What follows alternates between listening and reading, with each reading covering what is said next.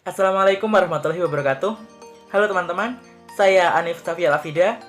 Di sini saya akan memaparkan mengenai opini publik tentang keberadaan Pancasila di lingkungan keluarga dalam rangka memenuhi tugas mata kuliah Pancasila. Nah, sebelum kita membahas mengenai apa saja sih penerapan nilai-nilai Pancasila dalam lingkup keluarga, sebelumnya saya akan memaparkan sedikit penjelasan mengenai apa itu Pancasila. Nah, Pancasila merupakan falsafah dan pedoman hidup bagi bangsa Indonesia yang tumbuh dan berkembang dari nilai-nilai luhur nenek moyang bangsa Indonesia. Nilai-nilai ini terangkum di dalam kelima sila dari Pancasila sebagai pondasi dasar dan ideologi dalam seluruh kehidupan rakyat Indonesia, tidak terkecuali dalam lingkup pendidikan dan keluarga. Nah, membahas mengenai keluarga, apa sih pengertian dari keluarga tersebut? Menurut saya, definisi dari keluarga adalah tempat pendidikan pertama dan utama bagi anak. Karena dari keluargalah mereka menerima pelajaran pertama kali mengenai etika, moral, dan berbagai nilai kehidupan lainnya. Nah, dalam keluarga juga diajarkan mengenai nilai-nilai Pancasila. Nah, kenapa sih kok Pancasila bisa masuk pada lingkup keluarga? Nah, seperti yang sudah saya katakan sebelumnya, Pancasila merupakan dasar dan ideologi dari rakyat Indonesia. Oleh karena itu, saya sebagai warga negara Indonesia tentunya menerapkan nilai-nilai Pancasila dalam kehidupan saya sehari-hari, termasuk dalam lingkup keluarga saya.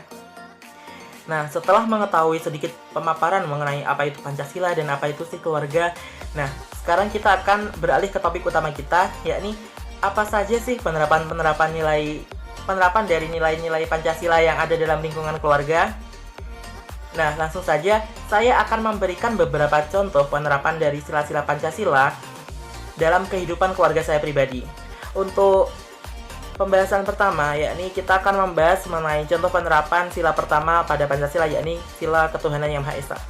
Nah, penerapan dari sila pertama ketuhanan yang Maha Esa dalam keluarga saya dimulai dari yang pertama, saling mengingatkan dan membiasakan untuk beribadah secara rutin.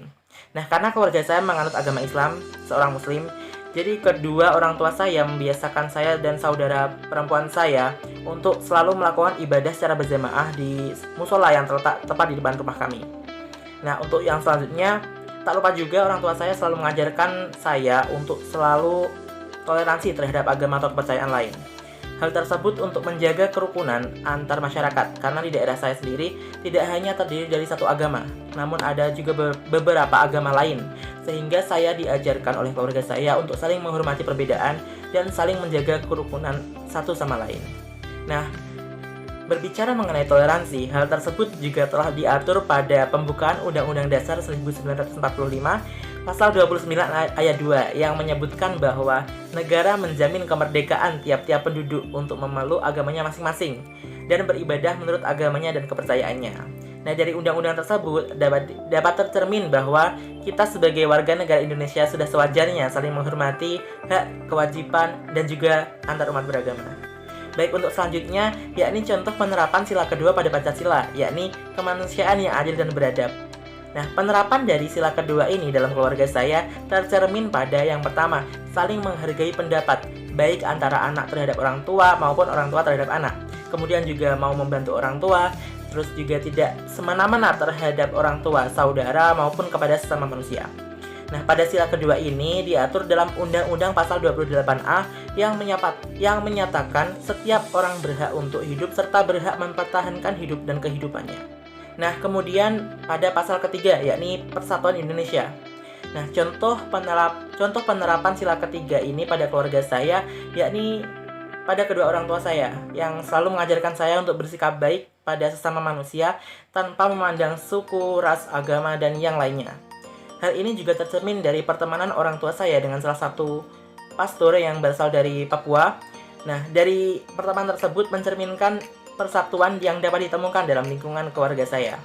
Nah, hal ini juga sesuai dengan konsep negara kesatuan kita, yakni Indonesia. Hal tersebut tertuang pada Undang-Undang Dasar 1945 Pasal 1 Ayat 1 yang berbunyi, negara Indonesia ialah negara kesatuan yang berbentuk republik. Nah, yang keempat yakni sila kerakyatan yang dipimpin oleh hikmat kebijaksanaan dalam permusyawaratan perwakilan. Nah, dalam sila keempat Pancasila sangat penting dalam kehidupan berkeluarga. Nah, contoh penerapan sila ini dalam keluarga saya yaitu ketika saya mempunyai masalah akan perbedaan pendapat dengan orang tua saya. Beliau selalu mengajak saya untuk berdialog bersama untuk menemukan titik tengah sehingga muncul hasil kesepakatan terbaik. Nah, sila keempat Pancasila ini salah satunya diatur pada Undang-Undang Dasar 1945 Pasal 1 Ayat 2 yang berbunyi, kedaulatan berada di tangan rakyat dan dilaksanakan menurut undang-undang. Nah, kemudian yang terakhir yakni keadilan sosial bagi seluruh rakyat Indonesia. Contoh penerapan sila terakhir Pancasila ini dalam keluarga saya yakni tidak membeda-bedakan kasih sayang antara anak yang satu dengan yang lainnya. Kemudian tidak membeda-bedakan pendidikan antara anak laki-laki dan perempuan. Nah, dari hal tersebut tercermin sikap keadilan para orang tua dalam mengelola keluarga. Sila terakhir pada Pancasila ini salah satunya juga dikelola pada Undang-Undang Dasar 1945 Pasal 31 Ayat 1 yang berbunyi setiap warga negara berhak mendapatkan pendidikan. Baiklah, itu adalah wujud implementasi nilai-nilai Pancasila yang dilakukan oleh keluarga saya. Dan sekian untuk video kali ini. Terima kasih. Wassalamualaikum warahmatullahi wabarakatuh dan sampai jumpa.